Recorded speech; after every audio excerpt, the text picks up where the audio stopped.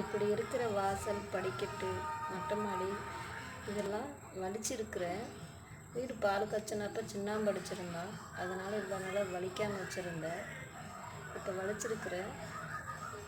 எப்படி இருக்குது பாருங்கள்.